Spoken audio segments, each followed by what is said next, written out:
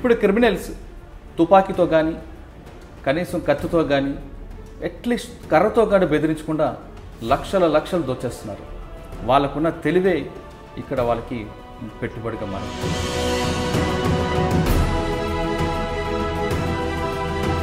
సమంత్ గారు మీరేం చేస్తుంటారు? శ్రీనివాస్ గారు సైబర్ క్రైమ్ అనేది ఇప్పుడు ఇటీవల కాలంలో విపరీతంగా కనిపిస్తుంది. మీ దగ్గరికి ఎటువంటి క్రైమ్స్ వస్తుంటాయి, ఎలాంటి కంప్లైంట్లు వస్తుంటాయి? డెఫినెట్గా ఆన్లైన్ వచ్చిన తర్వాత ఏదైతే సైబర్ క్రైమ్ ఉందో మోడస్ ఆపరెండి ఎవ్రీ టైం మారుతూనే ఉంటుంది. ఒక మోడస్ ఆపరెండి కంటిన్యూగా లైఫ్ టైం అదే నడుస్తుంటుందని చెప్పడానికి లేదు.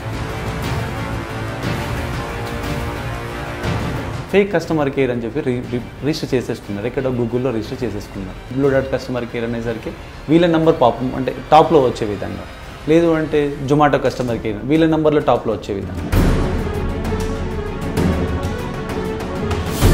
కానీ కొంతమంది కొరియర్కి ఫోన్ చేస్తారు, మీ కొరియర్ వచ్చింది దానికి పే చేస్తే మేము డబ్బులు ఇస్తున్నారు, కొరియర్ తీసుకొస్తా ఉంటారు.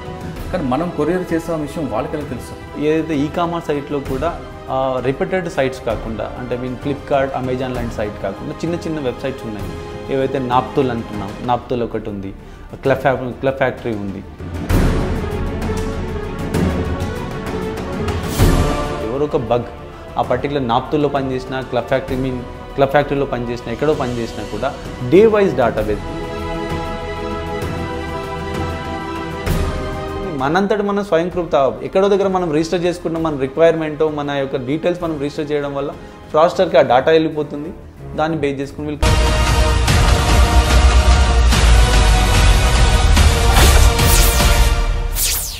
Welcome to crime victims. ఇప్పుడు క్రిమినల్స్ తుపాకీతో కానీ కనీసం కత్తితో కానీ అట్లీస్ట్ కర్రతో కానీ బెదిరించకుండా లక్షలు దోచేస్తున్నారు. కనీసం బెదిరింపు కాలు కూడా ఇవ్వకుండా బాధితుల అకౌంట్ నుంచి డబ్బులు డ్రా చేస్తున్నారు. వాళ్ళకున్న తెలివే ఇక్కడ వాళ్ళకి పెట్టుబడిగా మారింది. ఇంటర్నెట్ సహకారంతో వాళ్ళు ఏ విధంగా దోచుకుంటున్నారనే విషయాన్ని సైబరాబాద్లో సైబర్ క్రైమ్ ఆఫీస్లో ఈరోజు ఐడ్రీమ్ విజిట్ చేసింది. ఐడ్రీమ్ విజిట్ చేసే సమయానికి బాధితులు చాలామంది ఉన్నారు. ఇక్కడ రకరకాల మోడ్ ఆఫ్ ఆపరేషన్ కనబడుతుంది. ఇంతవరకు మనం చూసినట్లుకు లాటరీ డ్రా కానీ లేదా జాబ్ ఫ్రాడ్ అంటూ ఇటువంటి ఉండేవి. కానీ ఇప్పుడు కొత్త ఎంఓలు వస్తున్నాయి. ఏ విధంగా ఎంఓలు వస్తున్నాయి, ఆ ఎంఓల్ని సైబర్ క్రైమ్ పోలీసులు ఎలా దాన్ని డిటెక్ట్ చేస్తున్న విషయాన్ని ఇప్పుడు మనం తెలుసుకుందాం. ఇప్పుడు సైబర్ క్రైమ్ ఆఫీసులో ఉన్న ఒక బాధితుడు ఉన్నారు. అతని పేరు సావంత్ని సైబర్ క్రైమ్ వలలో ఎలా పడ్డారనే విషయాన్ని ఆయన తెలుసుకుందాం. సావంత్ నమస్తే అండి. సావంత్ గారు మీరేం చేస్తుంటారు? అసలు మీకు ఈ మెసేజ్ ఎలాగొచ్చింది? మీకు తెలియకుండా ఓటీపీ ఫ్రాడ్ కాకుండా కూడా మీ అకౌంట్ డబ్బులు ఎలా పోయే విషయం చెప్పండి. నేను యాక్చువల్ ఐటీ ప్రొఫెషన్ అండి. సో నిన్న మధ్యాహ్నం టైంలో సడన్గా ఒక మెసేజ్ వచ్చింది. సో 3020 చైనీస్ కరెన్సీలో అమౌంట్ డిడక్ట్ అయ్యిందని చెప్పి. సో ట్రాన్సాక్షన్ నేనేం చేయలేదు, నేను ఇంట్లో ఉన్న ఆ టైంకి. సో నేను ఫస్ట్ ఇండియన్ రూపీస్ అనుకున్నాను. అది 3020 కదా, నేను ఆలోచిస్తాను ఎక్కడైనా వాడుంటానా, దేనికైనా అమౌంట్ ఆటో డిడక్ట్ దానికి ఏమైనా ఉందా అని. సో తర్వాత చెక్ చేస్తే అది చైనీస్లో కరెన్సీ కన్వర్ట్ అయింది. booking.com అని చెప్పి నాకు సైట్ పేరు వచ్చింది. booking.comలో మీరు ఏదో పర్చేజ్ చేశారని. సో నేను ఏం చేయలేదు, అది ఓపెన్ చేసినా కూడా సంథింగ్ అది బుకింగ్ సైట్కి వెళ్ళింది. సో ఇమీడియట్గా నేను క్రెడిట్ కార్డ్ మా బ్యాంక్కి కాల్ చేసి చెప్పాను ఇట్లా ఈ ట్రాన్సాక్షన్ నేనేం చేయలేదు.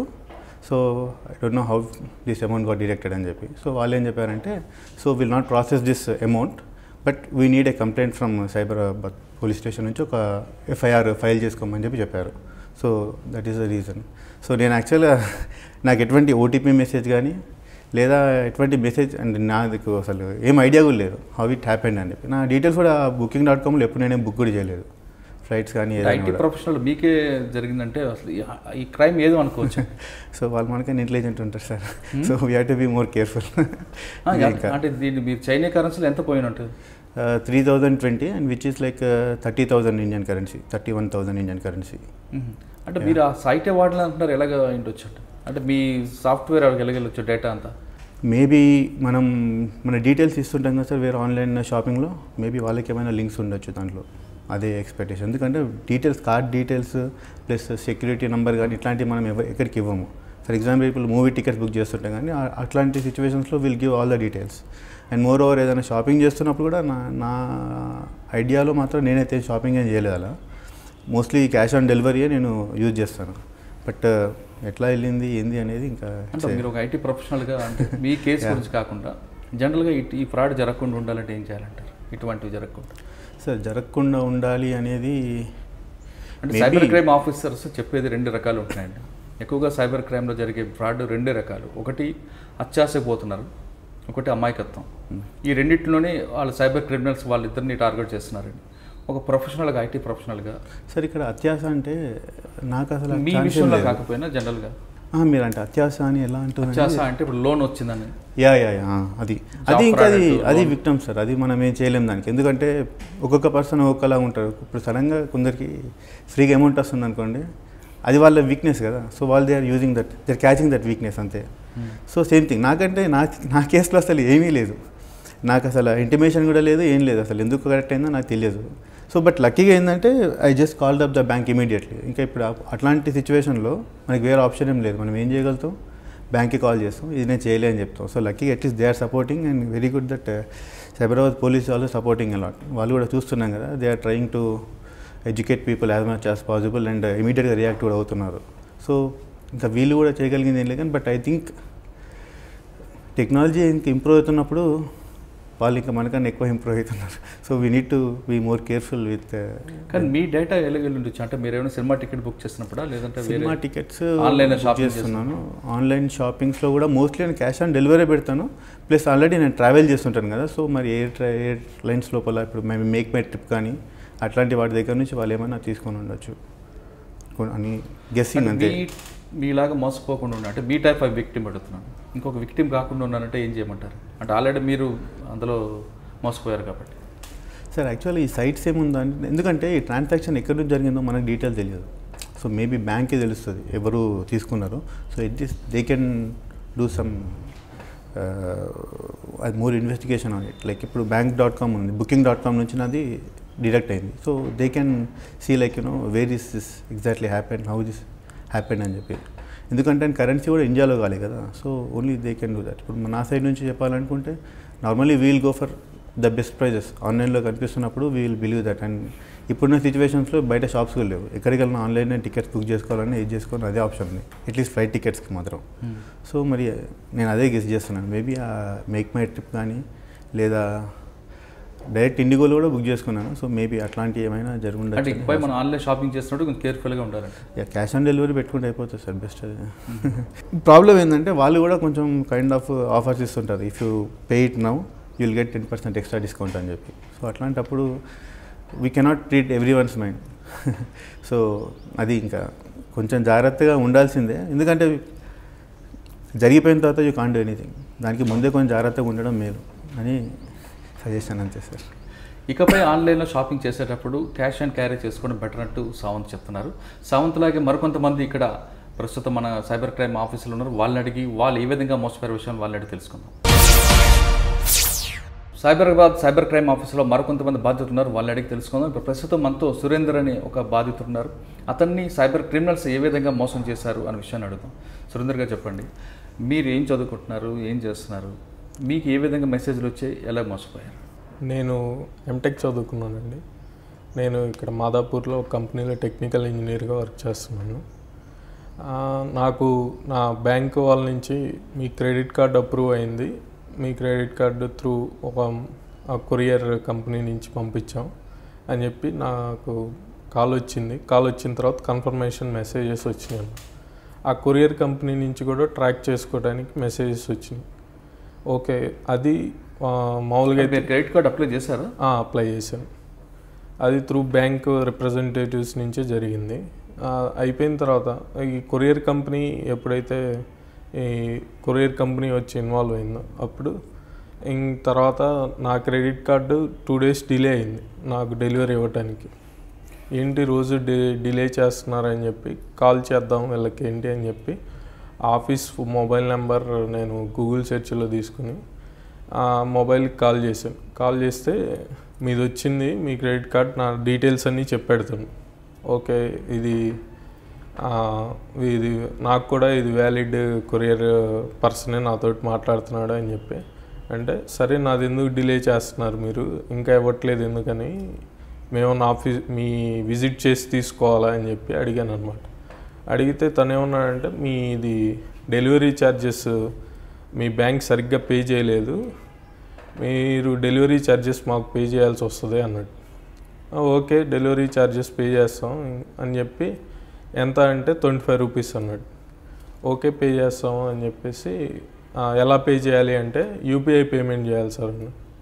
అంటే ఓకే ఎలా ఏ యూపీఐ పేమెంట్ చేయమంటారు అంటే గూగుల్ పే ఉంటుంది, మేము మీకు గూగుల్ ఫామ్ లింక్ పంపిస్తాము, దాంట్లో మీరు చేసేస్తే ఇప్పుడు గూగుల్ ఫామ్ నుంచి డైరెక్ట్ మీ దాని నుంచి కట్ అయిపోతాయి అన్నాడు. అనేసరికి సరే ఆ గూగుల్ ఫామ్ లింక్ పెట్టండి అంటే గూగుల్ ఫామ్ లింక్లో నేను అమౌంట్ అది నా యూపీఐ ఐడి అవి ఎంటర్ చేశాను డీటెయిల్స్. ఎంటర్ చేయగానే తను వెంటనే వాళ్ళకి సబ్మిట్ కొట్టగానే ఆ 25 రూపీస్ కట్ అవ్వకుండా 4 టైమ్స్ 425,000 నా దాని నుంచి కట్ అయింది. 425,000 లక్ష వెంటనే వెంటనే వరుసగా నా మెసేజ్లు వచ్చేస్తుంది. తను కాల్ చేస్తే తను మేము ఫ్రాడ్ వాళ్ళం, ఇంక నీకు ఆ అమౌంట్ రాదు అని చెప్పి ఫోన్ కట్ చేసి స్విచ్ ఆఫ్ చేసాడు. ఫోన్ కట్ చేసి స్విచ్ ఆఫ్ చేస్తే సరే కొత్త దాంట్లో మనం బేసిక్గా ఈ యూపీఐ ఒక మొబైల్లో క్రియేట్ చేసుకోవాలంటే మన కార్డ్ డీటెయిల్స్ ఉండాలి వాళ్ళ దగ్గర. నా కార్డ్ డీటెయిల్స్ ఏవి వాళ్ళ దగ్గర లేవు. బట్ ఎలా క్రియేట్ చేసుకున్నారు, ఎలా వాళ్ళ దాంట్లో యూపీఐ నా దాన్ని కాన్ఫిగర్ చేశారనేది నాకు డౌట్ అనమాట. అది ఎలా చేశారనేది నాకు ఇప్పటికీ అర్థం కాదు.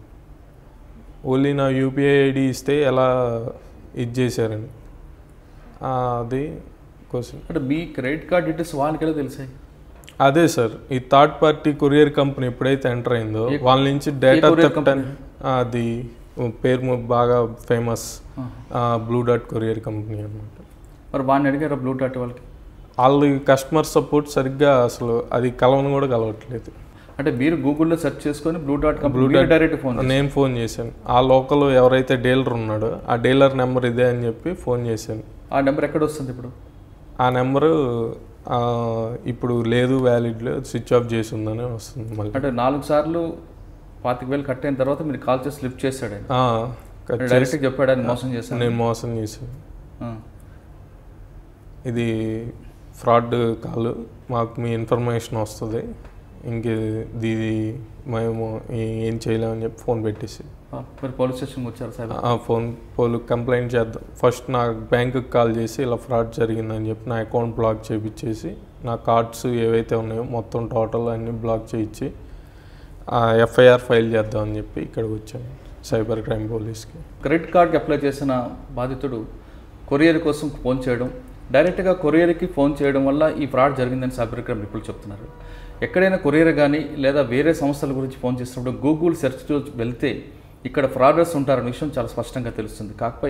కాకపోతే ఇకపై మాత్రం ఖచ్చితంగా ఎవరైనా సరే కొరియర్కి వెళ్ళాలన్నా లేదా కంపెనీలకు చూడాలన్నా గూగుల్లో కాకుండా డైరెక్ట్ వెబ్సైట్కి వెళ్ళినట్టు సైబర్ క్రైమ్ నిపుణులు చెప్తున్నారు. మరికొంతమంది బాధితులు ఉన్నారు, వాళ్ళని అడిగి వాళ్ళు ఏ విధంగా మోసపోయారో తెలుసుకుందాం. మరో బాధితుడు దాశరథి గారు ఉన్నారు. దాశరథి గారు ఏ విధంగా మోసపోయారో ఆయన అడిగి తెలుసుకుందాం. దాశరథి గారు నమస్కారం అండి. నమస్కారం. సైబర్ క్రైమ్ పోలీస్కి ఎందుకు వచ్చారు మీరు? అది నాది ఒకటి credit card debit card fraud జరిగిందండి. ఒక బ్లూ డాట్ కొరియర్ నుంచి వాళ్ళు కాల్ చేసి ఇట్లా కొరియర్ వచ్చింది, లింక్ పంపించాము, జస్ట్ 10 రూపాయలు అమౌంట్ అని చెప్పి నన్ను కాల్లోనే పెట్టి బ్యాక్ సైడ్ నుంచి మొత్తం ఫ్రాడ్ జరిగింది ఆన్లైన్లోని. అంటే ఇలా ఏ విధంగా చేశారు? అంటే మీరు బ్లూ డాట్కి చేశారా? బ్లూ డాట్ వాళ్ళే మాకు చేశారు. ట్రూ కాలర్లో కూడా బ్లూ డాట్ అనే వచ్చింది, తెలుగులోనే మాట్లాడారు. నేను పలానా లొకేషన్ ఉన్నా, మీ దగ్గరికి వస్తున్నా, మీది గూగుల్లో రిజిస్టర్ కాలేదు, మేము లింక్ పంపిస్తారు మా పర్సన్స్ కాల్ చేసి, ఆ లింక్ ఓపెన్ చేసి 15 రూపీస్ గూగుల్ పే చేయండి, డెబిట్ కార్డ్స్ వాడద్దు, అకౌంట్ డీటెయిల్స్ ఇవ్వద్దు, ఓన్లీ క్రెడిట్ కార్డ్ ఒక్కటే వాడండి, ఓటీపీస్ ఏం షేర్ చేయకండి అని చెప్పారు. సరే అని చేశారు. ఆయనతో అడ్రస్ మాట్లాడేలోపు బ్యాక్ సైడ్ నుంచి ఎట్లా జరిగిందో తెలియదు, మొత్తం ఉన్న క్రెడిట్ కార్డ్స్ దాంతో లింక్ లేని క్రెడిట్ కార్డ్, ఆ మొబైల్కి లింక్ లేని క్రెడిట్ కార్డ్ నుంచి కూడా 20,000 తీసేసి. ఏమన్నారు పోలీసులు మరి? ఇప్పుడు వచ్చి కేసు పెడితే వాళ్ళు. అంటే ఈ విధంగా ఫ్రాడ్ జరుగుతుంది మీకు తెలుసా తెలియదా? తెలియదండి, ఇదే ఫస్ట్ టైం. తెలుసుంటే అసలు అంటే యాక్చువల్గా ఆ కార్డు కోసం కొంచెం అవసరం ఉండడం వల్ల మన అవసరం వాళ్ళకి పెట్టుబడి. వాళ్ళు అనడం ఏంటంటే, వేరే లోకల్ వాళ్ళు అనడం ఏంటంటే ఎవరో మిమ్మల్ని ఫాలో అయ్యారు, లేకపోతే వాళ్ళకి మీరు కార్డ్ అప్లై చేసినట్టు మీ అడ్రస్ కానీ తెలిసే వాళ్ళు తెలుగులో మాట్లాడారు. తర్వాత మీరు కాల్ చేసినప్పుడు ఏమన్నారు వాళ్ళు? వాళ్ళ కాల్ రింగ్ అవుతుంది సార్, కానీ బెంగాలీలో వస్తుంది వాయిస్, లిఫ్ట్ చేయట్లేదు, రింగ్ మాత్రమే అవుతుంది. వేరే నెంబర్ ఏదైతుందో అది స్విచ్ ఆఫ్. 2 మొబైల్ నెంబర్స్లో సైబర్ క్రైమ్లో మోసాలు జరుగుతున్న విషయం మీకు నోటీస్కి ఎప్పుడైనా వచ్చిందా? లేదు సార్, ఇదే మొదటిసారి. మొదటిసారి పెద్ద అమౌంట్. ఎంత పోయిందండి? 40,000.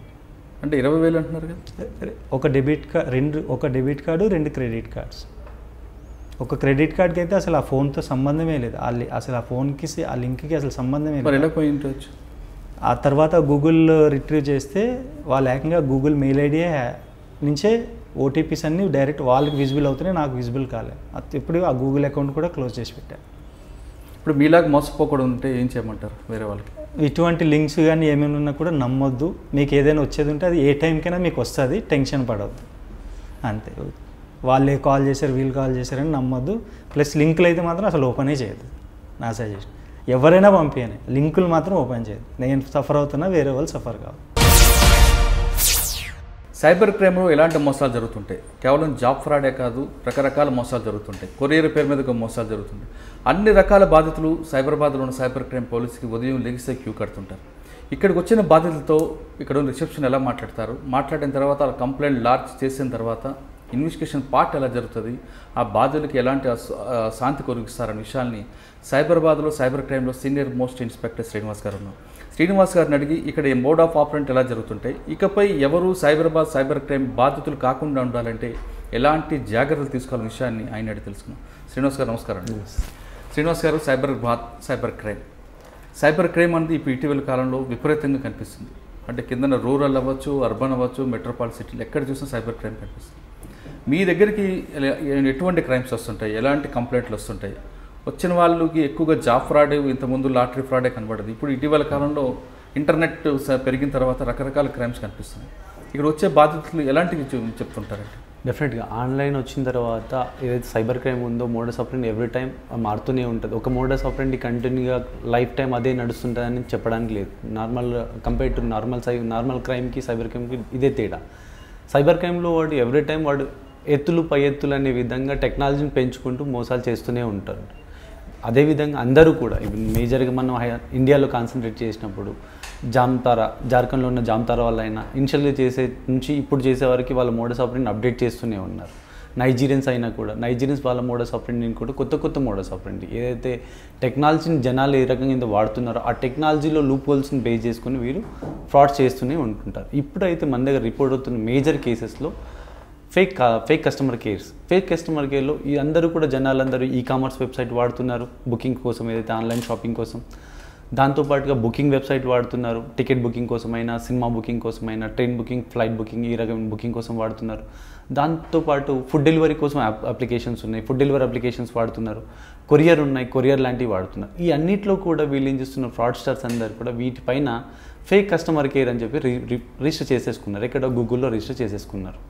దాంతోపాటు వాళ్ళు అన్నీ కూడా పాపప్ ఉంటున్నాయి. అంటే ఎవరైనా గూగుల్లో సెర్చ్ చేసినప్పుడు బ్లూ డాట్ కస్టమర్ కేర్ అనుకుందాం, బ్లూ డాట్ కస్టమర్ కేర్ అనేసరికి వీళ్ళ నెంబర్ పాపం అంటే టాప్లో వచ్చే విధంగా, లేదు అంటే జొమాటో కస్టమర్ కేర్ వీళ్ళ నెంబర్లో టాప్లో వచ్చే విధంగా. అంటే ఎవరైతే విక్టిమ్స్ ఉన్నారో, కంప్లైంట్స్ ఉన్నారో వాళ్ళు ఒకవేళ జొమాటో అనుకుందాం, జొమాటోలో ఒక 200 రూపీస్ చికెన్ బిర్యానీ ఆర్డర్ చేసినారు, క్వాలిటీ బాగాలేదు, వాళ్ళు రిటర్న్ చేయాలనుకున్నప్పుడు అదే అప్లికేషన్లోకి వెళ్ళి రిటర్న్ చేసి అవసరమైతే కింద హెల్ప్ లైన్ ఉంటుంది, కస్టమర్ కేర్తో చాట్ చేయడము, హెల్ప్ లైన్లోకి వెళ్ళి చాట్ చేయడము లేదా కాల్ చేయడము చేస్తే చాలా బాగుంటుంది. అదర్ వాళ్ళు ఒక మెయిల్ కూడా పెట్టచ్చు, ఎవ్రీ టైం ప్రతి ఒక్కరి దానికి కూడా supported so and so website పేరుతోని మెయిల్ ఐడి రిజిస్టర్ అంటే compulsory support or customer care right. Zomato అయితే జొమాటో, బుక్ మై షో అయితే బుక్ మై షో, బ్లూ డాట్ అయితే బ్లూ డాట్, ఈ రకమైన మెయిల్ ఐడీస్ ఉంటాయి. ఆ మెయిల్కి మెయిల్ పెట్టినా సరిపోతుంది, లేదంటే ఆన్లైన్లో చాట్ చేసినా సరిపోతుంది. అదర్వైజ్ కాల్ చేయొచ్చు, ఫిక్స్ ల్యాండ్లైన్ నెంబర్ ఉంటుంది, లేదంటే టోల్ ఫ్రీ నెంబర్స్ ఉంటే కాల్ చేసినా కూడా సరే. ఈ రకంగా చేయకుండా ఎవ్రీ టైం గూగుల్లోకి వెళ్ళేసి జొమాటో కస్టమర్ కేర్ అని కొట్టేసరికి ఈ ఫ్రాడ్స్టర్ అయితే అప్లోడ్ చేసిన నెంబర్ వీళ్ళకి ఇనిషియల్గా కనబడుతుంది, వీళ్ళు దానికి కాల్ చేస్తుంటారు. ఎంతసేపు వీళ్ళు రిటర్న్ చేసే పాలసీలో వాళ్ళ అమౌంట్ రిటర్న్ రావాలి, ఆ 200 రూపీసో, 300 రూపీసో, 400 రూపీసో వాళ్ళు తెప్పించుకోవాలనే ప్రయత్నంలో వాడు కాల్ చేసినప్పుడు వాడు ఏం చేస్తుంటాడు, ఫేక్ లింక్స్ పంపిస్తున్నారు. ఫిషింగ్ లింక్ ఉంటాము, నథింగ్ బట్ ఫిషింగ్ లింక్స్ వాళ్ళకి వేరే సైట్ నుంచి తయారు చేయొచ్చు. ఇప్పుడు ప్రజెంట్ ట్రెండ్లో అందరూ కూడా గూగుల్లో ఉన్న అప్లికేషన్, గూగుల్లో డాక్స్, గూగుల్ వాళ్ళ నెంబర్ ఆఫ్ అప్లికేషన్స్ ఉన్నాయి, దాంట్లో గూగుల్ డాక్స్ అని ఒకటి ఉంది. గూగుల్ డాక్స్లోకి వెళ్తే వ్యూ ఫామ్స్ అని ఉన్నాయి. ఫామ్స్ డిఫరెంట్ ఫామ్స్ మనం క్రియేట్ చేసుకోవచ్చు. ఆ ఫామ్స్లో మనం ఏ రకమైన కాలమ్స్ పెట్టాలి అంటే కస్టమర్ యొక్క పేరు అడగవచ్చు, బ్యాంక్ పేరు అడగవచ్చు, యూపీఐ ఐడి అడగవచ్చు, యూపీఐ పాస్వర్డ్ అడగవచ్చు, internet banking user name password అడగవచ్చు. ఏ రకమైన డీటెయిల్ కస్టమర్ నుంచి తీసుకుంటే విక్టిమ్ నుంచి తీసుకుంటే ఫ్రాడ్ చేయగలుగుతామో ఆ రకమైన డీటెయిల్స్ని వాడు ఫామ్స్ క్రియేట్ చేస్తున్నారు.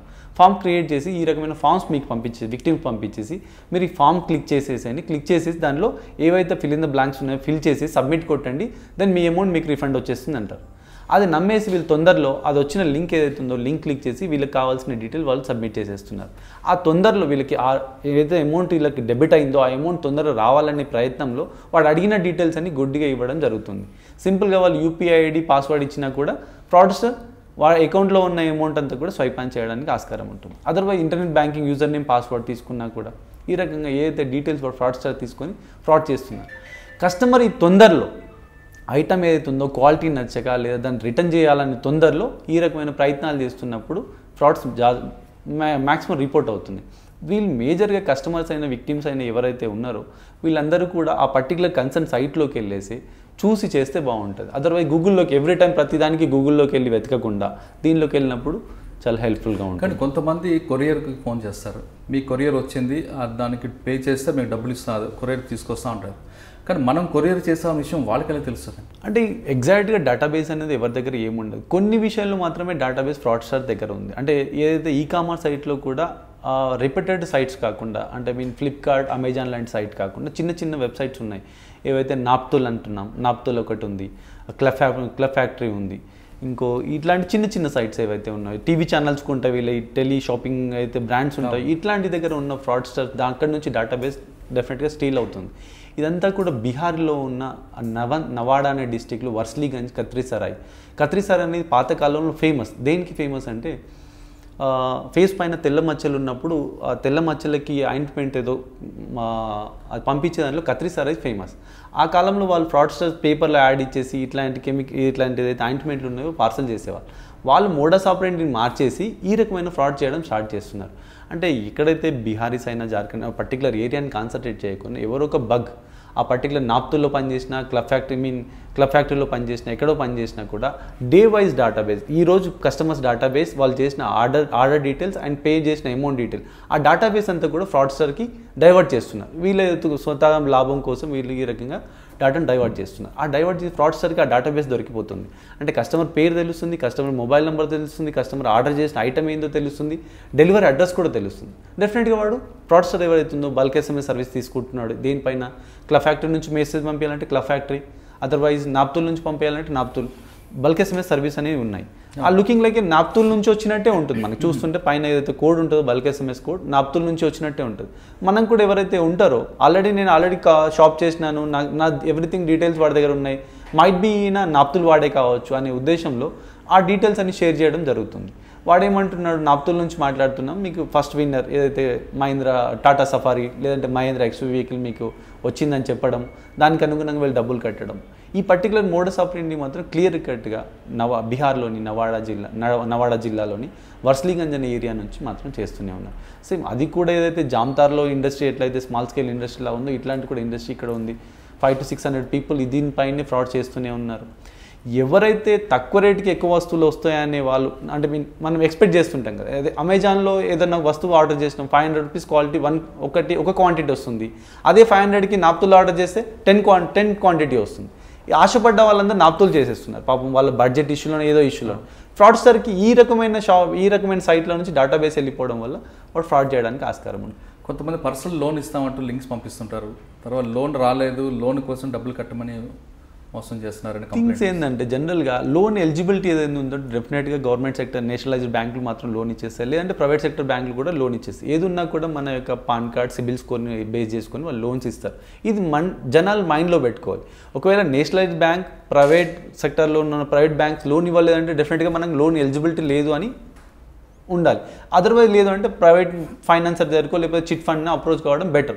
వీళ్ళు ఏం చేసేస్తున్నారు, ఎవడో ఫ్రాడ్స్ మనం ఏదైతే ఆన్లైన్లో సైట్లు ఉన్నాయో లోన్ రిక్వైర్మెంట్ గురించి ఏదో సైట్స్ ఉంటాయి, ఆ సైట్లోకి వెళ్ళి మనం రిజిస్టర్ చేస్తున్నాం. రిజిస్టర్ చేసేటప్పుడు ప్రతి దగ్గర కూడా డేటాబేస్ అనేది ఇంపార్టెంట్. మనం లోన్ రిక్వైర్మెంట్ ఉందని ఫ్రాడ్స్టర్కి ఎట్లా తెలుస్తుందో అంటే మనం ఆల్రెడీ గూగుల్లోనే ఎక్కడో ఏదో సైట్లో పైసా బజారో ఏదో సైట్లో మనం రిజిస్టర్ చేసుకుంటున్నాను, నా రిక్వైర్మెంట్ ఏంది, ఎవ్రీథింగ్ నేను రిజిస్టర్ చేస్తున్నాను. కాబట్టి ఫ్రాడ్స్టర్ ఏం చేస్తున్నాడు, ఆ డేటాబేస్ని వాడుకుంటున్నాడు, కాల్ సెంటర్ సెటప్ చేస్తున్నాడు. కాల్ సెంటర్ సెటప్ చేసేసి ఆ డేటాని కేటగరైజ్ చేస్తున్నాడు. ఆంధ్రప్రదేశ్ డేటా ఏంది, తెలంగాణ డేటా ఏంది, కర్ణాటక డేటా ఏంది, వాళ్ళ రిక్వైర్మెంట్ ఏంది అని చెప్పేసి దాన్ని బేస్ చేసుకుని వాడు బజాజ్ ఫిన్సార్ పేరు మీద మాట్లాడడము, లేకపోతే HDFC పేరు మీద మాట్లాడేసి ఆ లోడ్ రేట్ ఆఫ్ ఇంట్రెస్ట్ అంటే గవర్నమెంట్ సెక్టర్ బ్యాంక్ ఏదైతే ఇస్తుందో, హౌసింగ్ లోన్ అనుకుందాం, మార్కెట్లో ఎంత ఉంది, 9%, 10% పర్ యానం ఏదో ఉంది. వీడేం చేస్తున్నారు, దాన్ని 5% అంటాడు, 5% పర్ యానం అంటే 2% పర్ యానం అంటే వీళ్ళకి కొంచెం ఆశ కలుగుతుంది, ఇంత తక్కువ రేట్ ఆఫ్ ఇంట్రెస్ట్కి ఇస్తున్నాడు అనే ఆశలో అమౌంట్ కట్టడం జరుగుతుంది. ఆ కట్టేవాడు ఏమంటాడు, ప్రాసెసింగ్ కోసం అంటాడు, లేకపోతే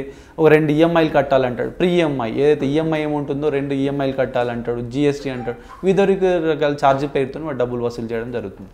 అల్టిమేట్గా ఫ్రాడ్స్టర్ దగ్గరికి డేటాబేస్ పోవడం అనేది ఇంపార్టెంట్. ఆ డేటా ఎట్లా పోతుంది, మనంతటి మనం స్వయంకృత ఎక్కడో దగ్గర మనం రిజిస్టర్ చేసుకున్న మన రిక్వైర్మెంట్, మన యొక్క డీటెయిల్స్ మనం రిజిస్టర్ చేయడం వల్ల ఫ్రాడ్స్టర్కి ఆ డేటా వెళ్ళిపోతుంది. దాన్ని బేస్ చేసుకుని వీళ్ళు క్రైమ్ చేస్తున్నారు. ఈ లోన్ ఫ్రాడ్ దాదాపుగా అందరూ కూడా ఢిల్లీలో ఆర్ నోయిడా, గుర్గావ్ నుంచి ఈ రకమైన ఏరియా నుంచి కాల్ సెంటర్ పెట్టి ఆపరేట్ చేస్తుంటారు. ఈ ఫ్రాడ్స్టర్స్ కూడా call centre fixed call centre కాకుండా ఒక 2-3 months కోసం కాల్ సెంటర్ సెటప్ ఏర్పాటు చేస్తాడు, ఫ్రాడ్ చేస్తాడు, దాన్ని ఇక్కడ నుంచి షట్ డౌన్ చేసేసి నెక్స్ట్ ఏరియా షిఫ్ట్ చేయడం, ఈ రకమైన మారుస్తూనే ఉంటాడు. కాబట్టి ఇన్వెస్టిగేషన్లో కూడా మనం ఎంత తొందరగా కంప్లైంట్ మన దగ్గరికి వచ్చి రిపోర్ట్ చేస్తారు, అంత తొందరగా మనం ఇన్వెస్టిగేషన్లో మనం ప్రొసీడ్ అవుతే ఏమైనా దొరకడానికి, క్లూస్ ఉండడానికి ఏమైనా ఆస్కారం, అదర్వైజ్ మనం ఏం పట్టుకోవడానికి ఛాన్స్ లేదు. అదేవిధంగా Naukri.com అని పేరు మీద కూడా మోసాలు జరుగుతున్నాయని వస్తుంది. సేమ్ టైం ఇక్కడ కూడా ఏదైతే జాబ్ సీకర్స్ ఎవరైతే ఉన్నారో, జాబ్ ఆస్పిరెంట్స్ ఉన్నారో, వాళ్ళకి జాబ్ రావాలనే ఉద్దేశంలో డెఫినెట్గా అందరూ కూడా ఈ జాబ్ పోర్టల్స్ని అప్రోచ్ అవుతున్నారు. మన అందరికి తెలిసిన వెల్ నోన్ జాబ్ పోర్టల్స్ ఏవైతే ఉన్నాయో, Naukri, Shine.com, timesjobs.com ఇట్లాంటి అప్రోచ్ అయినప్పుడు వాడు ఏం చేస్తున్నాడు, డేటాబేస్ వాడు తీసుకోవడం ఫ్రీ ఆఫ్ కాస్ట్లో రెజ్యూమ్ అప్లోడ్ జరుగుతుంది. దాంట్లో రెజ్యూమ్ అప్లోడ్ చేయడానికి ఏ రకమైన కాస్ట్ అవసరం లేదు. ఒకవేళ వాళ్ళ నుంచి ఏమైనా సర్వీసెస్ తీసుకోవాలనుకుంటున్నావు, రెజ్యూమ్ డిజైన్ చేయాలా, రెజ్యూమ్ని ఇంకా ఫార్వర్డ్ చేయాలా, పెద్ద పెద్ద కంపెనీలకు ఫార్వర్డ్ చేయాలా, లేదంటే అబ్రాడ్ జాబ్స్ కోసం చూస్తున్నావు, ఇట్లైనా కేటగిరీలు పెట్టి వాళ్ళు కూడా డబ్బులు వసూలు చేస్తున్నారు. అది ఎంతవరకు కరెక్టా కాదా అనేది ఇప్పటికీ ఎవరు జస్టిఫై చేయలేకపోయినారు. అంటే ఏవైతే రెజ్యూమ్ సైట్లు వాళ్ళు పెట్టిన ఫీజెస్ ఏవైతే వసూలు చేస్తున్నారో, వాళ్ళు ఏ రకమైన సర్వీస్ ఇస్తున్నారో ఎవరైతే చూడలేకపోయినారు. దెన్ అది పక్కన పెడితే ఈ ఫ్రాడ్స్టర్స్ కూడా వీళ్ళ నుంచి డేటాబేస్ తీసుకుంటున్నారు. రెజ్యూమ్ సైట్లు కూడా ఏం చేస్తున్నాయి, డేటా బ్యాంక్ తయారు చేస్తుంది, ఏదైతే రెజ్యూమ్ డేటాబేస్ తయారు చేసిన తర్వాత వాడు దాన్ని అమ్ముకుంటున్నాడు. అమ్మేది ప్రాపర్ కంపెనీకి వెళ్తుందా, రిపీటెడ్ కంపెనీకి వెళ్తుందా, రిజిస్టర్డ్ కంపెనీస్కి వెళ్తుందా, టెక్ మహీంద్రా ఉంది, TCS ఉంది, IBM ఉంది, యాక్సెంచర్ ఉంది, ఇట్లాంటి కంపెనీలకు వెళ్తుందా, ఫ్రాడ్స్టర్కి వెళ్తుందా అనేది వాడు సంబంధం లేకుండా ఎవరికి పడితే వాడు డేటా అమ్మేస్తున్నాడు. ఆ డేటా అమ్మేటప్పుడు వాడు ఏం చేస్తున్నాడు, సింపుల్గా వాడి యొక్క ఏదో minimum details, mobile number, email ID and ఒక ID ప్రూఫ్ తీసేసుకొని డేటా అమ్మేస్తున్నాడు. పర్ యానం యాక్సెస్ ఇచ్చేస్తున్నాడు. పర్ యానం యాక్సెస్కి 50,000 పర్ యానం యాక్సెస్ అంటాం. 50,000కి ఒక యూజర్ అకౌంట్ క్రియేట్ చేసి వాడికి యాక్సెస్ ఇస్తుంది, లిమిటెడ్ యాక్సెస్. అంటే వాడు యాక్సెస్ కూడా కొంత డేటా ఎంతవరకు రెజ్యూమ్ డౌన్లోడ్ చేయాలని యాక్సెస్ వాడు పెట్టుకొని ఆ రకమైన డేటా ఇస్తుంది. ఫ్రాడ్స్టర్ సేమ్ ఆ డేటా తీసుకోవాలా, దాన్ని కేటగరైజ్ చేయాలా. బీటెక్ ఉన్నారు, బీటెక్లో మెకానికల్ ఎవరు ఉన్నారు, ECE ఎవరు ఉన్నారు, CSE ఎవరు ఉన్నారు, అదర్వైజ్ B.Pharmacy ఉందాం, B.Pharmacy ఎవరు ఉన్నారు, హోటల్ మేనేజ్మెంట్ ఉందాం, హోటల్ ఇవన్నీ రెజ్యూమ్ సపరేట్ చేసేసి, రిక్వైర్మెంట్ అబ్రాడ్ ట్రై చేసే వాళ్ళు ఎవరైతే వాళ్ళకి కూడా సపరేట్ చేసి, దెన్ వాళ్ళకి కాలింగ్ చేసేసి మీకు అబ్రాడ్ జాబ్స్ ఇస్తాము, లేదంటే ఇక్కడ మెకానికల్లో చూస్తున్నారు వాడికి మహేంద్రాలో ఇప్పిస్తాము, లేకపోతే టాటా మోటార్స్లో ఇప్పిస్తాం. ఎవడైతే దేని గురించి అయితే వెతుకుతున్నాడో, ఏ ఫీల్డ్ గురించి ఆలోచిస్తున్నాడో ఆ ఫీల్డ్లో జాబ్ ఇస్తామని చెప్పి ఫ్రాడ్స్టర్స్ మోసం చేస్తూనే ఉన్నారు. అది కూడా మ్యాక్సిమం ఢిల్లీ, నోయిడా, గుర్గావ్ నుంచి ఆపరేట్ చేస్తున్నారు. అదే కాకుండా Shaadi.com పేరు మీద కూడా మోసాలు జరుగుతున్నాయి. దీనిలో మేజర్గా Shaadi.com ఏదైతే మ్యాట్రిమోనీ సైట్స్ ఉన్నాయో, మ్యాట్రిమోనీ సైట్స్ అన్నీ కూడా నైజీరియన్స్ మోడస్ ఆపరెండి. ఇది నైజీరియన్ అంటే ఇంకా ఎవరైనా లోకల్ వాళ్ళు చేసినా కూడా 5 to 10% నైజీరియా నుంచి అడాప్ట్ చేసుకొని వీళ్ళు చేస్తున్నదే మాత్రమే ఉంటుంది. ఇక్కడ లోకల్ చేసే వాళ్ళు మాత్రం ఇక్కడ మనకి ఇప్పటిదాకా ఫైండ్ అవుట్ అయిందో రీసెంట్గా అంటే నియర్ బై ఏదైతే బెంగళూరు ఈ ఏరియా చేసే వాళ్ళు ఉంటారు. దీంట్లో మేజర్గా చేసేది మాత్రం నైజీరియన్స్ కూడా ఏజ్ క్రైటీరియా చూస్తున్నాడు. ఏదైతే మ్యాట్రిమోనీ సైట్లో వాడు కూడా పేమెంట్ రిజిస్టర్ చేసి పేమెంట్ చేయడం వల్ల వాడికి ఎదుటి వాళ్ళ యొక్క కాంటాక్ట్ డీటెయిల్స్ వీడికి దొరుకుతుంటాయి. అదర్వైజ్ ఫ్రీగా రిజిస్ట్రేషన్ చేసిన తర్వాత వీడికి ఎవరైతే మ్యాచెస్ చూసుకోవాలంటే డెఫినెట్గా పేమెంట్ చేయాలి. పేమెంట్ చేసినప్పుడు వాడికి మిగతా వాళ్ళ యొక్క కాంటాక్ట్ డీటెయిల్ దొరుకుతుంది. దొరికేసరికి అందరికి కూడా బల్క్గా ఒక మెసేజ్ పుష్ చేసేస్తాడు. అందరికి కూడా సేమ్ ఇంట్రెస్ట్ మెసేజ్.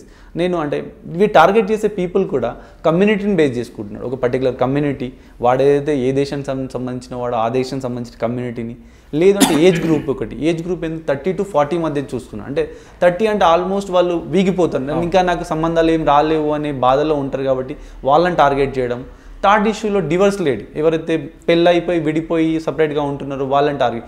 ఈ 3, ఒకటి community, second issue 30 to 40 age ఒకటి, థర్డ్ ఇష్యూలో డివర్స్ వాళ్ళని ఈ టార్గెట్ చేసి వీళ్ళని మోసాలు చేయడం చేస్తున్నారు. వాడు రిజిస్టర్ చేయడం కూడా ఆఫ్రికన్, ఎవడైతే ఆఫ్రికన్ ఉన్నాడో వాడు యూకే సిటిజన్ అంటే యూరోపియన్ ఫోటో పెట్టేసి, మంచి బ్యూటిఫుల్ ఫోటో పెట్టేసి, డాక్టర్ ప్రొఫెషన్ లేకపోతే సాఫ్ట్వేర్ ప్రొఫెషన్, మంచి ఎర్నింగ్ అని చెప్పి చూపెట్టేసి వీళ్ళకి ఇంట్రెస్ట్ మెసేజ్ పంపిస్తారు. ఆబ్వియస్లీ వీళ్ళు కూడా రెస్పాండ్ కావడం, సైమల్టేనియస్గా నేను యూకే నుంచి, యూకే ఆర్ యూఎస్ నుంచి ఇండియాకి వస్తున్నాను, ఇక్కడే సెటిల్ అయిపోదాం, ఇక్కడే పెళ్లి చేసుకుందామని వాళ్ళు ల్యాండ్ అయినట్టు చెప్పడం, ఎయిర్పోర్ట్లో దిగడము. దెన్ సెకండ్ ఇష్యూలో కస్టమ్ ఆఫీసర్ మాట్లాడడము, నీకోసం ఇతను వచ్చాడు, ఇతను ఎయిర్పోర్ట్లో స్టక్ అయిపోయినాడు, ఇతను యూకేకి వెళ్ళి వచ్చేటప్పుడు యూకే పౌండ్స్ తెచ్చాడు, ఎలక్ట్రానిక్ గాడ్జెట్స్ తెచ్చాడు, అండ్ ఇంకా కొంచెం మీద జ్యువెలరీ తెచ్చాడు, ఇవన్నీ మీరు తీసుకోపోవడానికి లేదు, దీనికి పేమెంట్ చేయాలని చెప్పేసి దాన్ని మళ్ళీ అమ్మాయిలకు ఫోన్ చేయడం.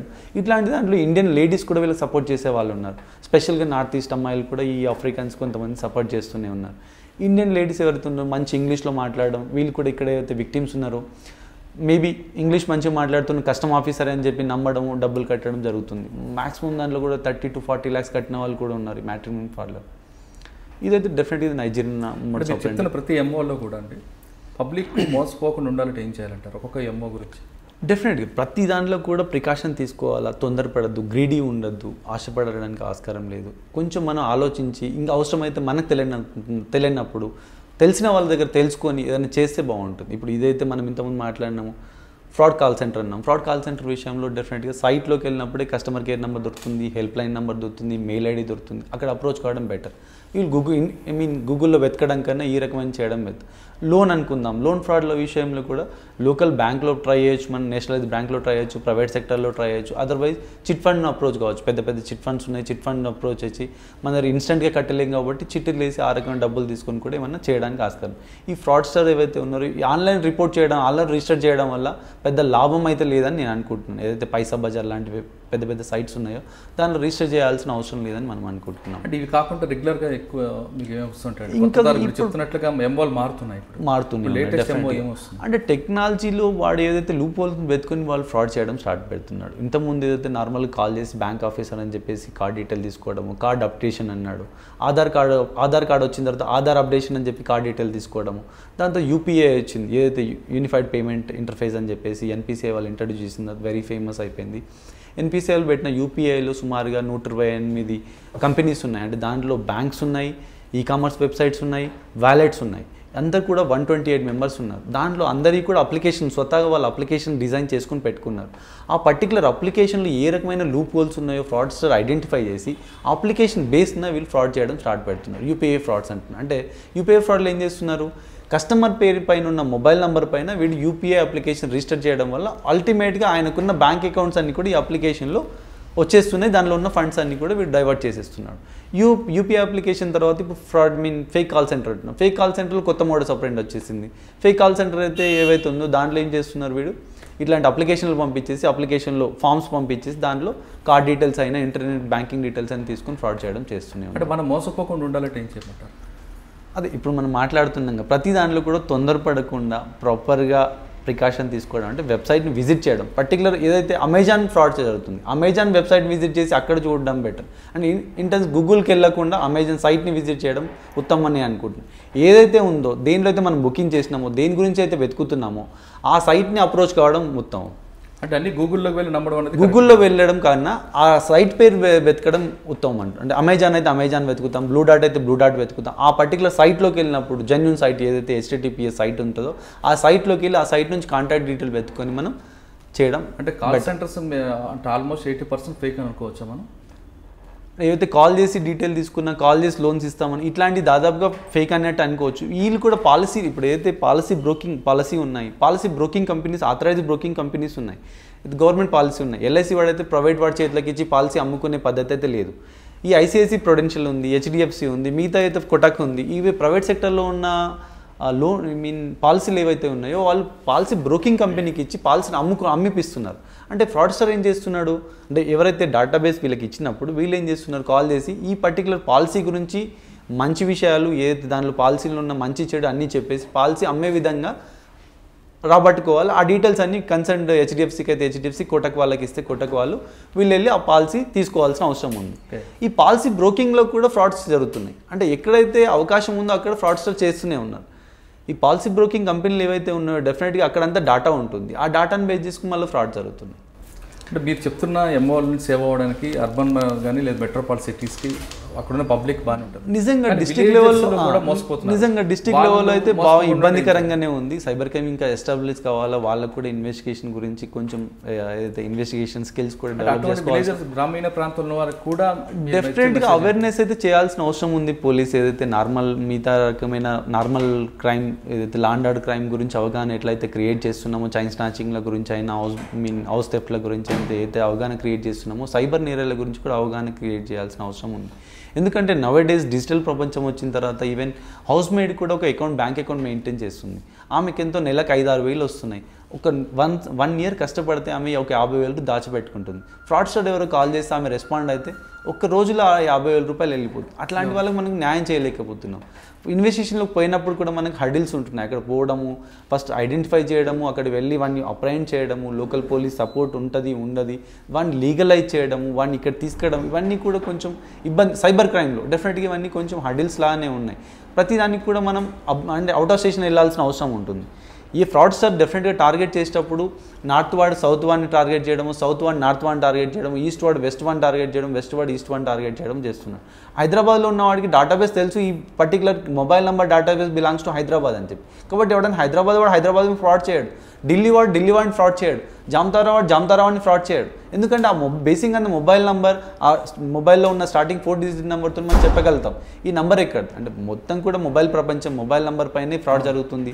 ఆ మొబైల్ నెంబర్ డేటాబేస్ ఏదైతే ఉందో స్టేట్ వైడ్ సెలెక్ట్ చేసుకుని ఫ్రాడ్ చేయడం జరుగుతుంది. కాబట్టి all the way police officers కూడా నార్త్ నుంచి సౌత్కి వెళ్ళడము, సౌత్ నుంచి నార్త్కి రావడము, ఇక్కడ నుంచి ఈస్ట్కి వెళ్ళడము, ఇన్వెస్టిగేషన్లో కొంచెం హర్డిల్స్ అయితే ఉన్నాయి. కాబట్టి దీని గురించి ప్రాపర్గా జనాలకి అవగాహన క్రియేట్ చేయడం అయితే ఉత్తమం. ఫస్ట్ ప్రివెన్షన్ చేయడానికి కోసం ఈ పబ్లిసిటీ మీరు చెప్తున్నట్లుగా కంప్లైంట్లు వచ్చారనుకోండి, కంప్లైంట్ న్యాయం జరిగే అవకాశం ఉంటుంది అంటారు. డెఫినెట్ ప్రయత్నం అయితే చేస్తున్నాం. ఎందుకంటే ఇక్కడ వ్యూస్ అయిపోయింది. కంప్లైంట్స్ అనేది ఇప్పటికి సైబర్ క్రైమ్ సైబరాబాద్లో 7,000 to 8,000 మధ్య రిజిస్టర్ అయినాయి. ఉన్న స్టాఫ్కి మనం ప్రతి పిటిషన్కి కూడా డెఫినెట్గా మనం ఏదో జామ్తారా వెళ్ళాల్సిందో, రాజస్థాన్ వెళ్ళాల్సిందో, ఢిల్లీ వెళ్ళాల్సిన అవసరం ఉంటుంది. ప్రతి పిటిషన్ పైన మనం వెళ్ళడానికి ఛాన్సెస్ లేదు. విక్టిమ్ ఎవరైతే ఉన్నారో విక్టిమ్కి ఏదైనా ఫ్రాడ్ జరిగినప్పుడు ఇమ్మీడియట్గా మన దగ్గర రిపోర్ట్ చేసినప్పుడు మనం కొన్ని వ్యాలెట్స్ని బ్లాక్ చేయడము, ఆ సైట్ నుంచి ఫండ్ రిఫండ్ తెప్పించడం ప్రయత్నం అయితే చేస్తున్నాం. తొందరగా వచ్చినప్పుడు కొన్ని సైట్లలో డెఫినెట్గా మనకి వెబ్సైట్ వాడు కూడా వ్యాలెట్ వాడు కూడా ఇమ్మీడియట్గా రెస్పాండ్ అయినప్పుడు ఆ వ్యాలెట్లో డబ్బులు ఆగినాయి, ఇమ్మీడియట్గా మనకు రావడానికి ఆస్కారం ఉంటుంది. అండ్ ఇమ్మీడియట్ కాకుండా వితిన్ 1 week to 10 daysలో విక్టిమ్కి డబ్బులు వస్తున్నాయి. ఎప్పుడు విక్టిమ్ ఫ్రాడ్ రిపోర్ట్ అయినా ఇమ్మీడియట్గా మన దగ్గర రిపోర్ట్ చేసినప్పుడు మాత్రమే. కొంచెం గ్యాప్ వాళ్ళు డిలే అయితే మాత్రం మనం ఏం చేయడానికి లేదు. అల్టిమేట్గా మనం వెళ్ళి పట్టుకోవడం తప్ప వేరే ఆప్షన్ లేదు. మీరు చెప్తున్నట్టుగా బీహార్, అదేవిధంగా జమ్తారా కొన్ని ప్రాంతాలు చెప్పారు. నార్త్ వాళ్ళు సౌత్ చేస్తారు, సౌత్ వాళ్ళు నార్త్, ఈస్ట్ అండ్ వెస్ట్ అని. మరి ఇక్కడ తెలంగాణ, ఆంధ్రప్రదేశ్లో కూడా ఇలాంటి ప్రాడక్ట్స్ ఉన్నారు? దాదాపుగా అయితే లేవు అని మనమే అనుకుంటున్నాము. ఉంటే 1-2 ఏమన్నా ఉంటే ఉండొచ్చు తప్ప నిజంగా మాత్రం అయితే లేవు. ఉంటే మనం కూడా ఎవరైనా మన దగ్గరికి ఎప్పుడైతే రాలేరు. అంటే మనం వెళ్ళినప్పుడు డెఫినెట్గా మనం ఢిల్లీ వెళ్ళినప్పుడు Delhi local police local cyber crime approach అవుతున్నాము, జార్ఖండ్ వెళ్ళినప్పుడు జార్ఖండ్ సైబర్ క్రైమ్ అప్రోచ్ అవుతున్నాము, కలకత్తా వెళ్ళినప్పుడు కలకత్తా సైబర్ క్రైమ్ అప్రోచ్ అవుతున్నాము, రాజస్థాన్ వెళ్తే రాజస్థాన్ సైబర్ క్రైమ్, బాంబే వెళ్తే బాంబే సైబర్ క్రైమ్ అప్రోచ్ అవుతున్నాం. ఇక్కడ మన దగ్గర మాత్రం అట్లాంటి అయితే ఏ పోలీస్ కూడా వచ్చినాయి అయితే దాఖలు లేదు. మనం ఎవరినైనా పట్టుకొని వస్తే వాళ్ళు ఆ కేసులో వాళ్ళకు కూడా వాంటెడ్ ఉండి పీటీ వారెంట్లో తీసుకోవడం తప్ప, ఇంతకుముందు కొంతకాలంలో బ్యాంక్ అకౌంట్స్ హైదరాబాద్ ఉండేటి, అది డెఫినెట్గా ఉండేటి. ఎవరు అంటే నైజీరియన్స్, కొందరు సైనిక్పూర్ ఏరియా, నేరెడ్మెట్ ఏరియాలో కొంతమంది నైజీరియన్స్ ఉండేవాళ్ళు. ఆ భవన్స్ కాలేజ్లో చదివే వాళ్ళు పిల్లలు ఎవరైతే ఉన్నాడో వాడు బ్యాంక్ అకౌంట్స్ ఓపెన్ చేసి వాడు బ్యాంక్ అకౌంట్ స్టిల్ యాక్టివ్ ఉంటుంది, వాడు మాత్రం దేశం వాడు ఎడ్యుకేషన్ అయిపోతుంది వెళ్ళిపోతుంటాడు. ఆ అకౌంట్ని ఫ్రాడ్ పర్పస్ యూజ్ చేసేవాళ్ళు. అట్లనే ఇక్కడ సన్ సిటీ ఉండే, సన్ సిటీలో కూడా కొంత నైజీరియన్స్ ఉన్నారు. వాళ్ళు కూడా ఇక్కడ స్టూడెంట్గా ఉన్నప్పుడు పని చేసినప్పుడు యూజ్ చేసిన బ్యాంక్ అకౌంట్స్ ఏవైతే ఉన్నాయో, స్టూడెంట్గా ఉన్నప్పుడు ఓపెన్ చేసిన బ్యాంక్ అకౌంట్స్ ఏవైతే ఉన్నాయో ఆ బ్యాంక్ అకౌంట్స్ మాత్రం ఫ్రాడ్ పర్పస్ యూజ్ చేసిన దాఖలు ఉన్నాయి. అది ఇంతవరకు ఇప్పుడు మాత్రం అయితే అట్లాంటి ఏం రిపోర్ట్ కాలేదు మన దగ్గర. మీరు సైబర్ క్రైమ్కి వచ్చిన తర్వాత ఎన్ని కేసులు పట్టుకుని ఉంటారు? ఎక్కువగా మీకు బాగా నచ్చిన కేసు ఒకటి చెప్పండి. నచ్చిన కేసు అని కదా, ప్రయత్నాలు చేసి అంటే అన్ని రకాల కేసెస్ ఉన్నాయి సార్. ఇన్వెస్టిగేషన్ బ్యూటీ ఉంటుంది కదా, ఆ ప్రాడర్ వేసిన స్టెప్కి మనకు ఇంకో స్టెప్ వేయడం. అంటే ఒక కేసు అంటే నేను ఎక్కువ కష్టపడ్డది చెప్తాను. అంటే అది కేసు బ్యూటీ ఉందా లేదా అనేది కాదు, నేను ఎక్కువ కష్టపడ్డాను. నేను ఒక ఆల్మోస్ట్ నేను అయినా మా విజయవర్ధన్ అయినా ఒక 3-4 నెలల పాటు కష్టపడ్డది ఏం కేసు అంటే అదొక ఛాలెంజ్గా తీసుకున్నాం. దాంట్లో ఏంటంటే మేజర్గా కంప్లైంట్ ఎక్కడో యాడ్ చూస్తున్నాడు ఏమని వేర్ హౌస్ అని చెప్పేసి, మీకు ఒకవేళ 2000 స్క్వేర్ యార్డ్స్ ల్యాండ్ ఉందంటే క్యాడ్బరీ వాడు వచ్చి గోడౌన్ పెడతాడు మీ ఏరియాలో, వేర్ హౌస్ పెడతాడు అని చెప్పేసి యాడ్ చూసినాడు. దానికి మన ఏరియాలో ఉన్న ఒక అతను రెస్పాండ్ అయినాడు. రెస్పాండ్ అయితే వాడు డిఫరెంట్ ఛార్జెస్ పేరు మీద ఒక సుమారుగా 40 లక్షల రూపాయలు డబ్బులు కట్టించుకున్నాడు, 40 lakhs వరకు కట్టించుకున్నాడు. ఇన్వెస్టిగేషన్లో చూస్తే ఫండ్స్ డైవర్ట్ చేసే విధానము మన కంప్లైంట్ కట్టింది సుమారుగా 15 అకౌంట్ బ్యాంకులలో కట్టినాడు. 15 అకౌంట్స్ డైవర్ట్ చేసిన విధానం చూస్తుంటే సుమారుగా 45 అకౌంట్స్ మనం ఫైండ్ అవుట్ చేసినాం. 45 accounts belongs to 3 account holder, 3 అంటే ఫోటో పరంగా చూస్తే, ఫోటో ఐడెంటిఫికేషన్ పరంగా చూస్తే 3 వ్యక్తులు, పేర్ల పరంగా చూస్తే ఒక్కొక్క వ్యక్తికి 3 పేర్లు ఉన్నాయి. లొకేషన్స్ పరంగా చూస్తే ఒక్కొక్కరు 3 లొకేషన్లో ఓపెన్ చేసిన, అంటే నోయిడా లొకేషన్లో అకౌంట్స్ ఓపెన్ అయినాయి. ఒక వ్యక్తి ఉంది అనుకుందాం, రాధా సింగ్ ఉంది అనుకో, రాధా ఏ అనే వ్యక్తి అదే ఫోటో యూజ్ చేసుకొని బి పేరు మీద అకౌంట్ ఓపెన్ చేసినాడు, సి పేరు మీద అకౌంట్ ఓపెన్ చేసినాడు. లొకేషన్ పరంగా చూస్తే జెడ్ లొకేషన్లో అకౌంట్ ఓపెన్ చేసినాడు, వై లొకేషన్లో ఓపెన్ చేసినాడు, ఎక్స్ లొకేషన్లో ఓపెన్ చేసినాడు. ఆ వ్యక్తి పర్టికులర్ వ్యక్తి అయితే ఉన్నాడు డెహ్రాడూన్లో అకౌంట్ ఓపెన్ చేసినాడు, ఢిల్లీలో అకౌంట్ ఓపెన్ చేసినాడు, మీరట్లో అకౌంట్ ఓపెన్ చేసినాడు. ఎక్కడ ఓపెన్ ఫోటో మాత్రం సేమ్, నేమ్ డిఫరెంట్. మీరట్లో వేరే పేరు, డెహ్రాడూన్లో వేరే పేరు అండ్ నోయిడాలో వేరే పేరు. అట్లా 3 వ్యక్తుల పైన సుమారు 45 అకౌంట్లు ఉండే. అకౌంట్లో వాడు డైవర్ట్ చేసే విధానం చూస్తుంటే ఎవరైతే విక్టిమ్స్ ఎవరైతే ఉన్నారో, మన విక్టిమే కాకుండా తర్వాత విక్టిమ్స్ డిపాజిట్ చేసిన అమౌంట్స్ ఏవైతే ఉన్నాయో 1-2 వరకు డిపాజిట్ జరుగుతుంటాయి. అకౌంట్స్ ఏవైతే ఉన్నాయో మధ్యాహ్నం 2 వరకు డిపాజిట్ జరుగుతుంటాయి. 2 వరకు డిపాజిట్ జరగానే వాడు ఫ్రాడ్స్టర్ ఏం చేస్తాడు, 3 to 4 మధ్యలో ఆ ఫండ్స్ అన్ని డిఫరెంట్ అకౌంట్కి ట్రాన్స్ఫర్ చేసేస్తాడు. ఒక అకౌంట్లో 10 lakhs డిపాజిట్ అయినాయి, 10 lakh ఇమ్మీడియట్గా విత్డ్రా చేయడానికి లేదు. అంటే 10 lakhs విత్డ్రా చేయాలంటే బ్యాంక్ వెళ్ళి చెక్ ప్రజెంట్ చేయాలి, బ్యాంక్ వెళ్ళకుండా చేయాలంటే ఏటీఎం నుంచి విత్డ్రా చేయాలి, ఏటీఎం నుంచి విత్డ్రా చేయాలంటే డెఫినెట్గా వాడు ఏం చేయాలా, 10 lakhsని డిఫరెంట్ అకౌంట్స్కి ట్రాన్స్ఫర్ చేయాలి. డిఫరెంట్ అకౌంట్ ట్రాన్స్ఫర్ చేసేస్తాడు. ఏదైతే మాక్సిమం విత్డ్రా లిమిట్స్ ఉన్నాయో కొన్ని ఐసీఐసీ దాంట్లో golden card, platinum card 1 lakh limit ఉంటుంది, నార్మల్ కార్డ్ 40,000 ఉంటుంది, కొన్ని దాంట్లో 60,000. ఆ లిమిట్ని బేస్ చేసుకుని వాడు 15-20 అకౌంట్లు ఫండ్ ట్రాన్స్ఫర్ చేస్తాడు. 5 to 7 మధ్యలో, అంటే ఇక్కడ నుంచి 3 to 4 మధ్యలో ఫండ్ ట్రాన్స్ఫర్ అనేది జరిగిపోయింది, డిస్ట్రిబ్యూషన్ అనేది జరిగిపోయింది. 5 to 7 మధ్యలో విత్డ్రా అనేవాడు ఒకడు వస్తాడు, విత్డ్రా చేసుకుని వెళ్ళిపోతాడు. విత్డ్రా చేసేవాడు సపరేట్, ఫండ్ని డిస్ట్రిబ్యూట్ చేసేవాడు అంటే ఇంటర్నెట్ బ్యాంకింగ్ యూజ్ చేసేవాడు సపరేట్, కాలింగ్ చేసే లొకేషన్ సపరేట్. 3 డిఫరెంట్ లొకేషన్, 3 అంతా కూడా ఢిల్లీలో ఒక పార్ట్ కిందనే అనుకోవచ్చు. ఒకటేమో ఢిల్లీ నుంచి, ఇంకోటేమో గజియాబాద్ నుంచి, విత్డ్రా ఏమో నోయిడా అండ్ ఢిల్లీలో పార్ట్ నుంచి, డిఫరెంట్ పార్ట్ నుంచి అవుతుంది. అంటే ఇన్వెస్టిగేషన్లో కూడా మనకు కూడా కన్ఫ్యూజన్, ఏ ఫ్రాడ్ అయినా కూడా ఒకటి చేస్తాడు అనుకుంటాం, దీనిలో ఏం జరుగుతుంది అనేది అర్థం కాకుండా ఉందన్నట్టు. అప్పటికి టెక్నాలజీలో కూడా ఇంటర్నెట్ బ్యాంకింగ్ డీటెయిల్ తీసుకుంటున్నాం. ఐపీ అనేది V4 ఉంది, అంటే V4 ఐపీలో కూడా అంటే ఇంటర్నెట్ బ్యాంకింగ్ ఐపీ ఏదైతే ఉంటుందో ఇంటర్నెట్ 2 రకాలుగా ఉంటుంది. ఐపీ V4 అంటాం, V6 అంటాం. ఇప్పుడు V6 వచ్చిన తర్వాత ఏదైతే జియో వచ్చిన తర్వాత V6 ఎక్కువ వాడుతున్నాం. V6 వాడడం వల్ల కొంచెం అక్యురేట్గా పర్సన్ ఐడెంటిఫై చేయడానికి ఆస్కారం ఉంటుంది. అప్పట్లో V4 ఉండేది, అదంతా డైల్యూట్ అయ్యేది. అంటే V4లో అంటే ఐపీ అనేది షేరింగ్లో ఉండేది, యూజర్స్ ఎక్కువ మంది ఉండేది, ఎగ్జాక్ట్ పట్టుకోవడానికి కూడా కష్టమయ్యేది. అట్లాంటి ఇష్యూలో చాలా కష్టపడి మనం ఎవరైతే ఉన్నాడో ఈ ప్రాసెస్ ఏదైతే ఉందో ప్రాసెస్ని ఇనిషియల్ స్టేజ్ నుంచి విత్డ్రా జరుగుతున్న పర్సన్ నుంచి బ్రేక్ చేసి, విత్డ్రా చేస్తున్న పర్సన్, దాని తర్వాత ఇంటర్నెట్ బ్యాంకింగ్ యూజ్ చేస్తున్న పర్సన్, దాని తర్వాత కాల్ సెంటర్ని, 3ని ఒక అల్టిమేట్గా 12 hours బ్రేక్ చేసి పట్టుకోవడం జరిగింది. వాడి నుంచి చూసేసి చాలామందిని మోసం చేసి ఒక 15-20 మందిని మోసం చేసి ఉండొచ్చు. అన్నీ కూడా పెద్ద అమౌంట్స్, అంటే 40 lakhs 50 lakhs. ఈవెన్ చెన్నైలో ఉన్న సౌత్ ఇండియా ఫిలిం ఛాంబర్ వాళ్ళు కట్టినారు, బెంగళూరులో పెద్ద కంపెనీ వాళ్ళు కట్టినారు, అంత 40-50 lakhs. దర్ వేర్ హౌస్ లేదు అంటే సెల్ ఫోన్ టవర్ గురించి ఫ్రాడ్ చేసినాడు. ఆ ఫ్రాడ్స్టర్ కూడా ఇన్వెస్ట్మెంట్ అమౌంట్ ఏవైతే ఉన్నాయో బ్యూటిఫుల్గా ఇన్వెస్ట్మెంట్ చేసుకున్నాడు. అంటే ఇండస్ట్రియల్ ఏరియాలో ల్యాండ్స్ కొనుక్కోవడము, ఫ్లాట్స్ కొనుక్కోవడము, ఇట్లాంటి మంచి ఏరియాలలో వాడు కొనుక్కోవడం జరిగింది. అంటే దానికైతే ఎక్కువ హార్డ్ వర్క్ చేయడం జరిగింది. అంటే విత్డ్రా చేస్తున్న లొకేషన్స్ అన్నీ తిరిగినాము, ఫుటేజ్ కలెక్ట్ చేసినాము, ఇంటర్నెట్ బ్యాంకింగ్ డీటెయిల్ తీసుకున్నాము, టెలికాలింగ్ ఎక్కడి నుంచి జరుగుతున్న ఆ లొకేషన్కి వెళ్ళినాము. వాడు కొన్ని డాక్యుమెంట్స్ కూడా పంపిస్తున్నాడు, ఏదైతే DTDC బ్లూ డాట్ కొరియర్ ద్వారా పంపిస్తున్నాడు, ఆ ఏరియాలకు మనం రీచ్ కావడం జరిగింది. అండ్ మల్టిపుల్ ఏరియాలో మనం కవర్ చేయడం వల్ల 3 to 4 months ప్రయత్నం చేయాలి. అంటే 3 to 4 months ఉండడం కాకుండా 3 times 3 దఫాలుగా వెళ్ళడం జరిగింది. ఒక కేసు గురించి 3 సార్లు వెళ్ళి మనం ప్రయత్నం. ఒకటే మెయిన్ మాస్టర్ మైండ్ మాత్రం ఒక్కడు. మాస్టర్ మైండ్ అనేది వర్క్ డిస్ట్రిబ్యూషన్ చేసినాడు. వర్క్ డిస్ట్రిబ్యూషన్ చేసినప్పుడు వీళ్ళతో వీడు ఎప్పుడు కలిసిన దాఖలు కూడా లేదు. అంటే కాల్ సెంటర్ ఎక్కడైతే నడుపుతుందో ఒక లేడీ, ఆమెను ఎప్పుడు కలిసినట్టు లేదు. ఆన్లైన్లో అప్రోచ్ అయినాడు, ఆన్లైన్లో పేమెంట్ చేస్తున్నాడు, ఆమెకి ఆన్లైన్లో వర్క్ అసైన్ చేస్తున్నాడు, ఎవరికి మాట్లాడాలా, ఏ నెంబర్తో మాట్లాడాలా, ఏ ఏ సెల్ ఫోన్ పేరు చెప్పాలంటే క్యాడ్బరీ కంపెనీ పేరు చెప్పాలన్నా, లేకపోతే సెల్ ఫోన్ టవర్ అయితే ఎయిర్టెల్ పేరు చెప్పాలన్నా, వోడాఫోన్ పేరు చెప్పాలన్నా, ఏ చెప్పాలనేది ఆమెకి ఎవ్రీథింగ్ బ్రీఫ్ అవుట్ చేస్తున్నాడు.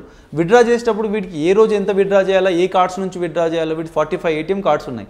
45 ATM కార్డులు ఈ రోజు ఏ ATM కార్డు నుంచి డబ్బులు విత్డ్రా చేయాలన్నా కూడా వాడు పంపించేస్తాడు వీడికి. ఆ రోజు ఆడు ఆ ATMs నుంచి డబ్బులు విత్డ్రా చేయడం జరుగుతుంది. కానీ ఒకరికొకరు ఇప్పుడు కలిసినదైతే తక్కువ అంటే ఈ ఇద్దరు కలిసేవాళ్ళు. ఏదైతే ఇంటర్నెట్ బ్యాంకింగ్ యూజ్ చేసేవాడు, విత్డ్రా చేసేవాడు కలిసేవాడు. ఎందుకంటే కార్డ్ ఎక్స్చేంజ్, క్యాష్ గురించి కలిసేవాడు. కాల్ సెంటర్కి మాత్రం ఏ రకమైన సంబంధం లేదు. విత్డ్రా చేసేవాడికి కాల్ సెంటర్కి సంబంధం లేదు. మెయిన్ మాస్టర్ మైండ్ మాత్రం ఒక్కడే అన్నట్టు. ఒక్కడేమంటే సింగిల్ పర్సన్ ఆపరేట్ చేసేవాడు. అంటే ఆయన అరెస్ట్ చేస్తే ఎంత రికవర్ అయింది?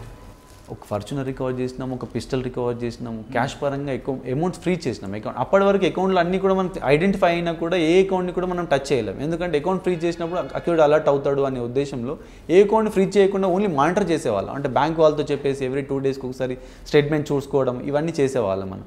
కాబట్టి అకౌంట్ ఫ్రీ చేయడం వల్ల అమౌంట్ చాలా వరకు ఉండిపోయింది. అంటే మీరు ఇన్ని రకాలుగా ఇన్వెస్టిగేషన్ చేసుకు వెళ్ళిన తర్వాత ఫైనల్గా మీరు కీ పాయింట్స్ వెళ్ళినప్పుడు అతని రియాక్షన్ ఏంటి? డెఫినెట్గా వాడు డోర్ తీసే టైంకి నైట్ 2 o'clock నైట్ 2 o'clock వాడు డోర్ తీసే టైం కూడా వెపన్ పట్టుకొని వాడు డోర్ తీసినాడు. లోకల్ పోలీస్ ఉండడం వల్ల వాడు ఆగిపోవడం. అదర్వైజ్ మేము ఎవ్రీ టైం మఫ్టీలో ఉంటాం కాబట్టి లోకల్ పోలీస్ యూనిఫామ్లో ఉండడం వల్ల కొంచెం బెటర్గా జరిగింది.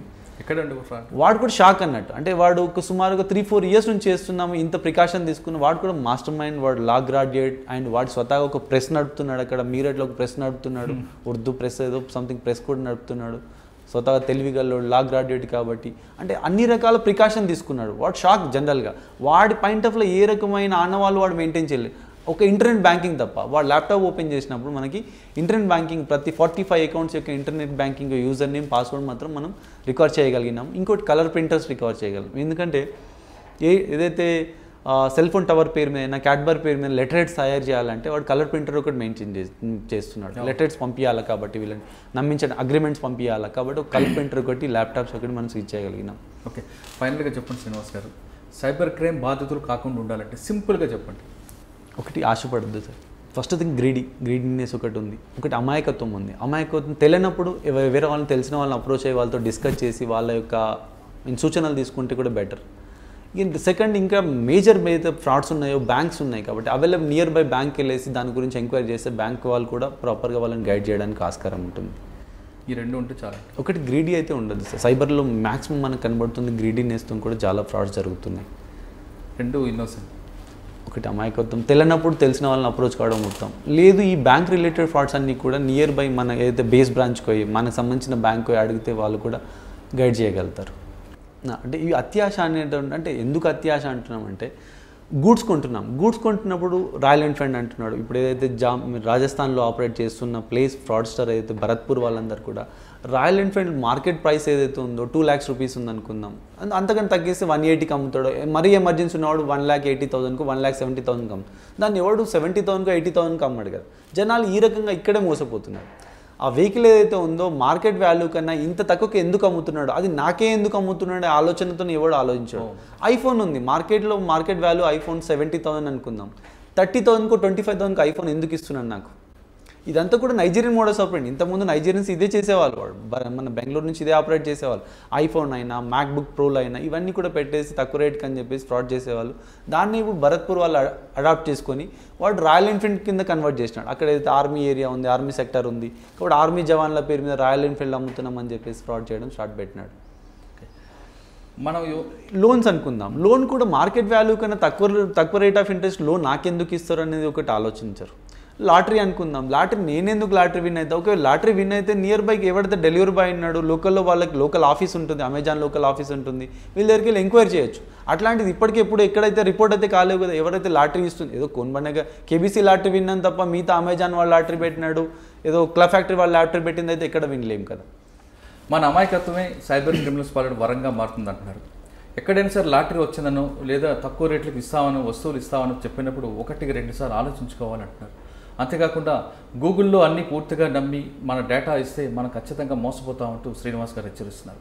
ఇకపైనా సరే ఖచ్చితంగా సైబర్ క్రిమినల్స్ పాలిట మనం ఆ బారిన పడకుండా ఉండాలంటే ఖచ్చితంగా మనం 1-2 సార్లు ఆలోచించుకోవాలి. ఏ విషయంలో సరే ఆన్లైన్లో షాపింగ్ చేసేప్పుడు పక్క వాళ్ళతో సంప్రదించాలంటూ వాళ్ళు సూచనలు ఇస్తున్నారు. ఇది ఈ వారం శ్రీనివాస్ గారితో ఎక్సలెంట్ ఇంటర్వ్యూ. వచ్చే వారం మరో గెస్ట్తో మళ్ళీ కలుద్దాం. అంతవరకు నమస్కారం. మీరందరూ కూడా iDream ఛానల్ని సబ్స్క్రైబ్ చేయాలని కోరుకుంటున్నాను. I'm Sucharita, Home Minister of Andhra Pradesh. For more videos, subscribe iDreams. మీ Chirla Jaggireddy MLA Kothapeta. For more videos please subscribe iDream. For more videos, please subscribe iDream. నేను మీ Jakkampudi Raja. For more videos please subscribe iDreams. I'm Revati Chaudhary. For more videos, please subscribe iDream. For more videos, please subscribe to iDream. For more videos, please subscribe iDream. I am Vasireddy Padma, Chairperson of State Women Commission. For more videos, please subscribe iDream.